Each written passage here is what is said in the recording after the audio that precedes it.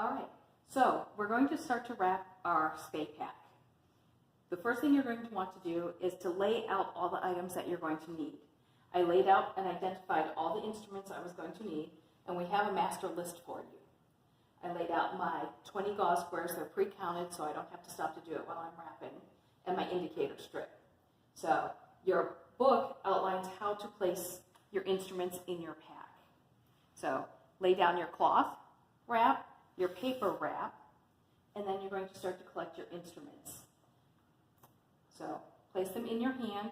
You can either put your finger in here or just hook them to your hand like this. Place it just lined up in a row. I'm not going to go over each individual instrument at this point because there's another PowerPoint that goes over those. So here are my instruments.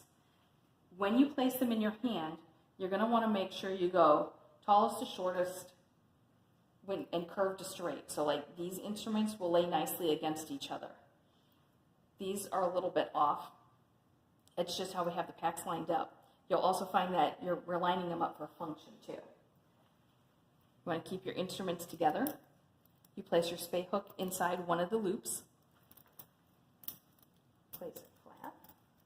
And see how it lays nicely? Your tail clamps and your straight instruments come next. The straight instruments. See how the tines all point into that. Same thing for these. Because remember, you have to wrap these without them poking through. Your mets and bombs are going to slide underneath. And your mets and bombs, or your mayos, go on top. And there is your instrument placement. Somewhat forms a little rectangle. Indicator strip. Yours won't have the OK on it already. I'm just using a pre-used one. Your gauze squares on top of that. So you can see how everything's nice, neat, and flat. Okay, you're going to start your wrapping process using that same diamond pattern that we keep talking about. The bottom edge is going to come up. And if you can tell, I'm not yanking my flaps up. I want to keep my instruments nice and straight. So, fold your other flap over. Line up your edge. Place your flap. Okay, bring your other edge over. Remember, you don't need to pull so tight that you poke your instruments through your wrap. Just make it nice and snug. Bring it up and over. And tuck it in your cave.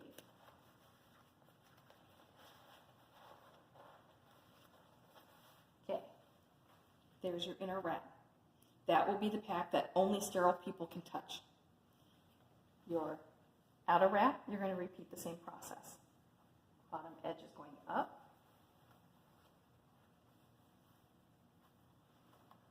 Okay, this one I'm going to make sure is definitely snug also. Bring this edge over.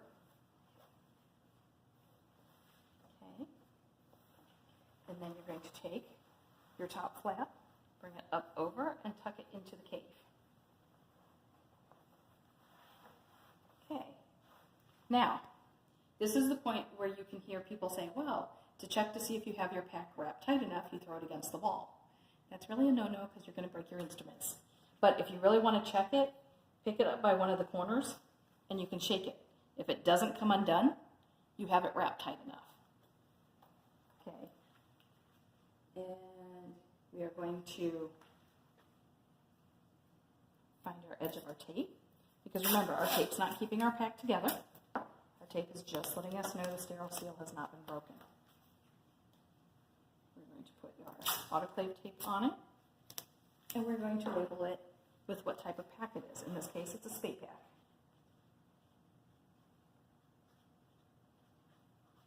You're going to put the date. It's autoclaved and your initials. And there is your Spay Pack.